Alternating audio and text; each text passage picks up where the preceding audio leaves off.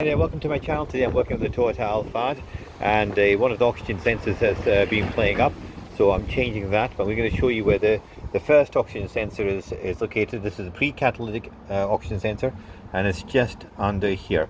Okay, so you have to gain access to it. You have to remove this bolt. I believe there's a second bolt somewhere, just can't remember where. The second bolt's in there, I'm pretty sure. And then you will see the oxygen sensor located there. Now this oxygen sensor is attached by a cord, and it's got a little plug on it. I'll show you later, and it's just got to press the plug and to disconnect it. But you need a special tool to remove these oxygen sensors, otherwise you tend to tie up the wires, and that can lead to damage. They're very, very sensitive, so you want to treat them very, very gently. The second oxygen sensor comes out at the back of the car, back of the engine. It comes out the exhaust, and it's around the middle of the door, so you have to go inside. Again, I'll show you a little video of where it is. In order to actually get access to that second one, you can either put it in a ramp, which makes it much easier, or alternatively what I did was I jacked up the front of the car on both sides, supported it on the chassis with two axle stands, really well supported with rubber mounts and to give it a good bit of strength. And then I also jacked the car up in the front as well and put two jacks on, because I don't want this thing dropping me 2 tons off vehicle. So there's 4 support points that I used. So you should hopefully be familiar with that. I'm just going to shut this bonnet. I'm going to move over to my garage just to show you the bits and pieces I used to actually get hold of this. 1 second. So here's the tool used for removing oxygen sensors. It's got a slot cut out so the wire can you can go straight through, and it basically goes in like that. And it's difficult doing with one hand, but you can imagine how it locks on. You're able to turn that.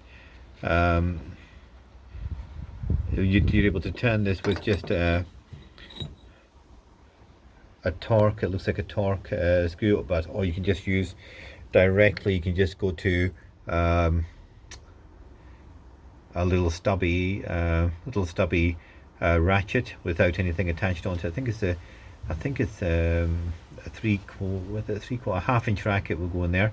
I could be wrong, but use a stubby one because it's a lot easier. But it has to have a flexi head because it's really, really tight in that space. It's remember, it's really, really tight, and you have to get your hands right in. Again, I'll show you where that where you can actually get one of these stubby wrenches. I got one from Halford's with a flexi head. The flexi head just allows it to get to that awkward angle. Otherwise, you're going to be really struggling to get this off. So you need a flexi head. You need one of these oxygen sensors removers with the slot cut off, okay, to gain access. And this is the button you're going to have to press. It's got a tab on there, and on the actual connector on the other side. You press that down and it releases this top section here. But look at the markings carefully before you start taking things apart. Just make sure that you've got the right one. So I got these from a company called, it escapes me, but I will give you the name at the end. I'll put a little link to the company, but it's just escaped me just now. And I'll show you the other things that I required. Was I used one little low profile jack to get underneath the car, because my car is quite low, and as I pump that up, I'm able to get the bigger jack underneath it just to equalize it on the other side. These are the jack stands that I used, and I've got this nice little thing here, which is a little rubber attachment which goes over these, and it just gives it a nice even balance. You can use these on the sills, but I wouldn't recommend them. But they're actually very good for supporting the shaft from the chassis.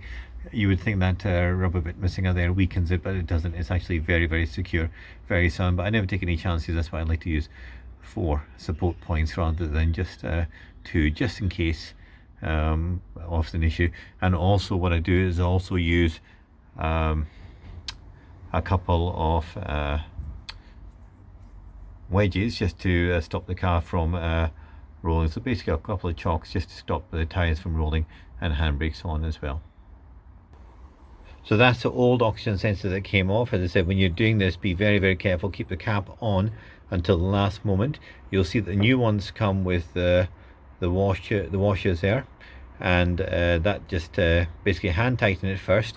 Make sure you locate it in the right place. It's really awkward getting in there. It's really, really tight, but put your hand in there, tighten it first with your hand, making sure that you don't stretch these cables or kink the cables. So allow this to spin freely, and then once you've got that, get this on, get your little flexi head on there, and just tighten up. Just tighten up, hand tight. Hand tighten first and then tighten up so this just compresses on. Then finally pop your connector on, and that's the result done. Do it during the daylight hours, because you'll notice it can get really quite tricky to actually do this, even especially if you've got big forearms, because it is a tight spot. It's dirty in there and it's tight in there, especially if you had your car under seal like myself with Dynatrol. It is a filthy job. But if you do want to do it, that's the way to do it. Before you go replacing your OBD, before you go replacing these sensors, make sure that that's actually the fault. So they tend to go after about 10 years, and these cars, as I said, are 20 years old often. So I just have a spare one of these kicking around, which meant that I was just able to go into the garage and pick it. These come in at about £26 if you buy them from Autodoc, which is the company I was looking for, and about £26. But if you have to buy it from eBay, don't do it, because there's a lot of fake ones out there. I bought my front sensor from a Factors in Edinburgh, and it cost me about £120, but I did not want to go getting a dodgy one. This one is a febi bilstein one, which is a good company.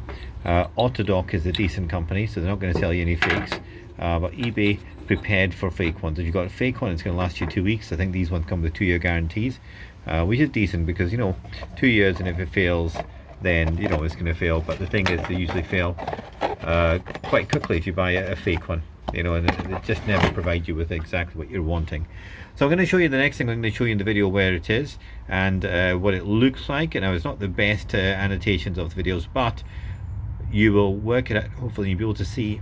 And as I said, it's just roughly behind the leading door of the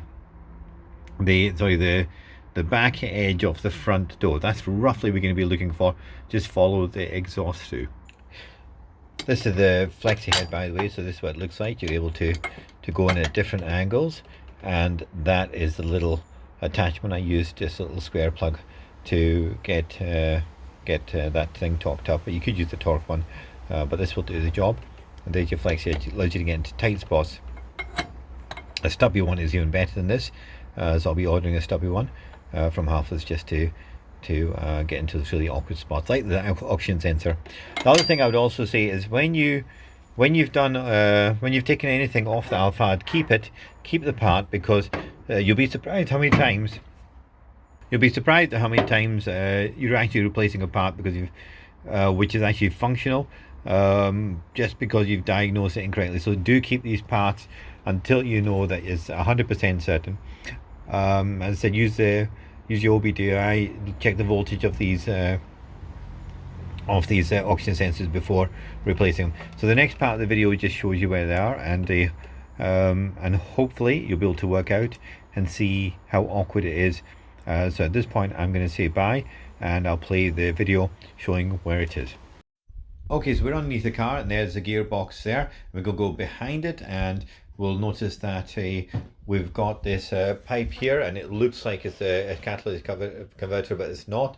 So that is the exhaust, and above that heat shield is the oxygen sensor, and then you can see both oxygen sensor and the connection point there, and back to the gearbox.